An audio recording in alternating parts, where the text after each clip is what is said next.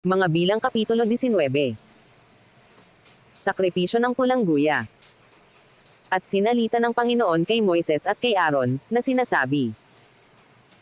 Ito ang palatuntunan ng kautusan na iniutos ng Panginoon, na sinasabi, salitain mo sa mga anak ni Israel, na sila'y magdala sa iyo ng isang mapulang gayang bakang babae, na walang kapintasan, na walang donges, na hindi pa napapatungan ng pamatok.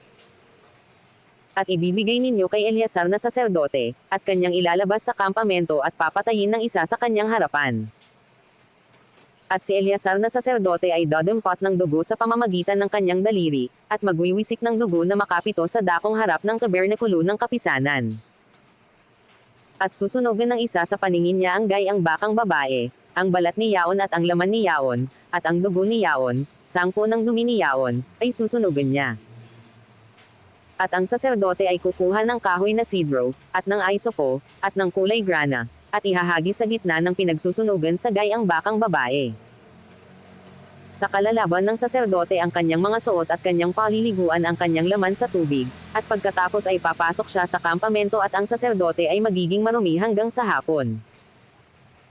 At yaong sumunog sa baka ay maglalaban ng kanyang mga suot sa tubig at kanyang paliliguan ang kanyang laman sa tubig, at magiging marumi hanggang sa hapon.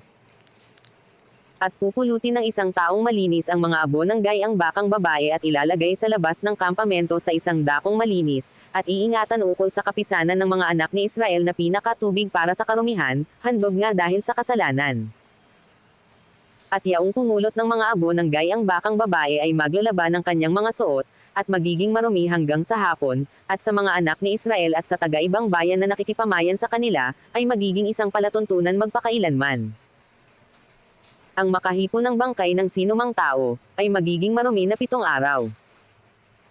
Ang gayon ay maglilinis sa pamamagitan ng tubig na yaon sa 3 araw, at sa 7 araw ay magiging malinis, ngunit kung siya'y hindi maglinis sa 3 araw, ay hindi nga siya magiging malinis sa 7 araw.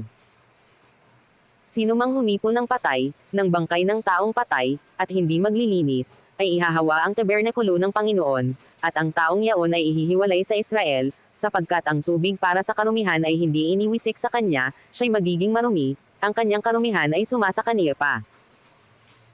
Ito ang kautusan pagka ang isang tao ay namamatay sa isang tolda, lahat na pumapasok sa tolda at lahat na nasa tolda ay magiging maruming 7 araw. At bawat sisidlang bukas na walang takip na nakatali roon, ay marumi. At sino mang humipo sa luwal na parang ng alinmang pinatay ng tibak, o ng bangkay, o ng buto ng tao, o ng libingan, ay magiging maruming 7 araw. At sa taong marumi, ay kukuha sila ng mga abo sa sunog niyang handog dahil sa kasalanan, sa mga yaon ay ilalagay ang tubig na buhay sa isang sisidlan. At isang malinis na tao ay kukuha ng aisopo, at itutubog sa tubig at iwiwisik sa tolda at sa lahat ng kasangkapan, at sa mga taong nandoon, at sa humipo ng buto, o ng bangkay, o ng patay, o ng libingan. At iwiwisik ng taong malinis sa marumi sa 3 araw, at sa 7 araw, at lilinisin niya siya sa 7 araw, at siya'y maglalaban ng kanyang mga suot, at maliligaw sa tubig at magiging malinis sa hapon. Ngunit ang taong magiging marumi, at hindi maglilinis, ay ihihiwalay ang taong yaon sa gitna ng kapulungan, sapagkat kanyang inihawa ang santuaryo ng Panginoon, ang tubig para sa karumihan ay hindi nawisik sa kanya, siya'y marumi. At ito'y magiging isang palatuntunan magpakailanman sa kanila, at yaong nagwiwisik ng tubig para sa karumihan, ay maglalaban ng kanyang mga suot, at yaong humipon ng tubig para sa karumihan ay magiging marumi hanggang sa hapon. At anumang hipyuan ng taong marumi ay magiging marumi, at ang taong humipon ni yaon ay magiging marumi hanggang sa hapon. Mga bilang Kapitulo 20. Ang kamatayan ni Miriam. At ang mga anak ni Israel, sa makatuwid bagay ang buong kapisanan ay nagsipasok sa ilang ng Zin ng unang buwan, at ang bayan ay tumahan sa Kades, at si Miriam ay namatay doon, at inilibing doon. Ang kasalanan ng Israel. At walang tubig na mainom ang kapisanan, at sila'y nagpulong laban kay Moises at laban kay Aaron. At sinisi ng bayan si Moises, at nagsipagsalita, na sinasabi, ibigin sana na kami ay nangamatay, nang mamatay ang aming mga kapatid sa harap ng Panginoon. At bakit ninyo dinala ang kapulungan ng Panginoon sa ilang na ito, upang mamatay rito, kami at ang aming mga hayop? At bakit ninyo kami pinasampa mula sa Ehipto, upang dalhin kami sa masamang dakong ito?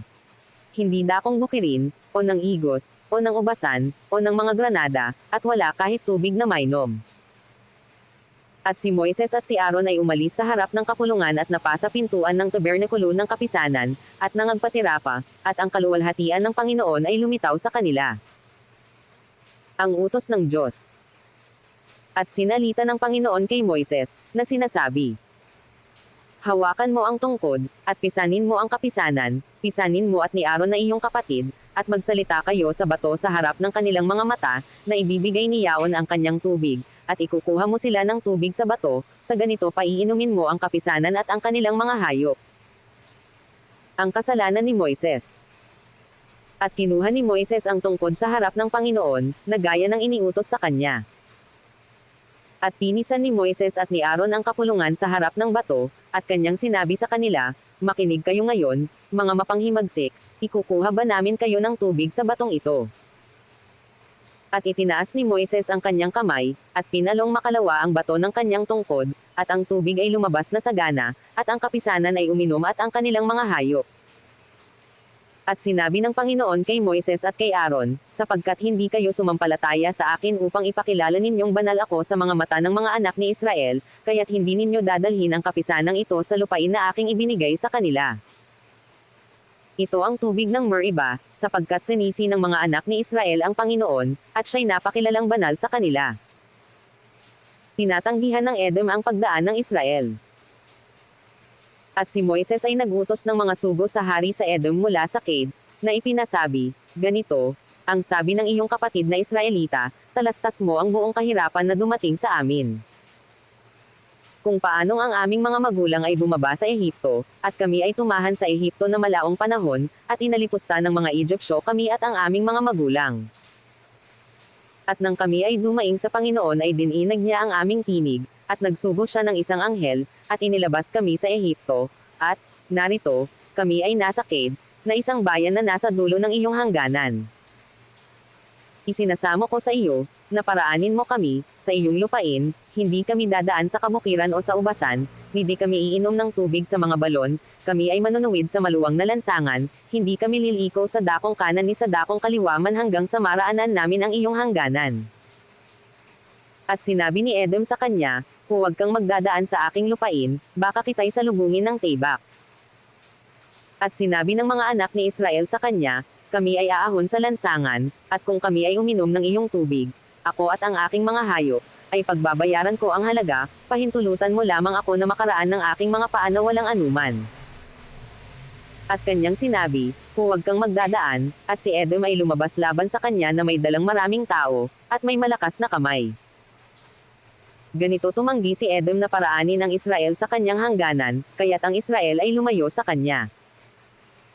Ang kamatayan ni Aaron. At sila'y naglakbay mula sa Cades, at ang mga anak ni Israel, sa makatuwid bagay ang buong kapisanan, ay napasa bundok ng Hor. At sinalita ng Panginoon kay Moises at kay Aaron sa bundok ng Hor, sa tabi ng hangganan ng lupain ng Edom, na sinasabi, si Aaron ay malalakip sa kanyang bayan, sapagkat siya'y hindi makapapasok sa lupain na aking ibinigay sa mga anak ni Israel, sapagkat kayo'y nagsipanghimagsik laban sa aking salita sa tubig ng Meriba. Dalhin mo si Aaron at si Eleazar na kanyang anak, at isampa mo sila sa bundok ng Hor. At habaran mo si Aaron ng kanyang mga suot at isuot mo kay Eleazar na kanyang anak, at si Aaron ay malalakip sa kanyang bayan, at noon siya mamamatay.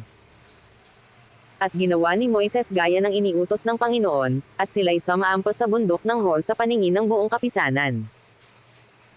At hinuberan ni Moises si Aaron, ng kanyang mga suot, at isinuot kay Eleazar na kanyang anak, at namatay si Aaron doon sa taluktok ng bundok, at si Moises at si Eleazar ay bumaba sa bundok. At nang makita ng buong kapisanan na si Aaron ay namatay, ay kanilang tinangisan si Aaron na 3 pang araw, sa makatuwid bagay ng buong sangbahayan ni Israel.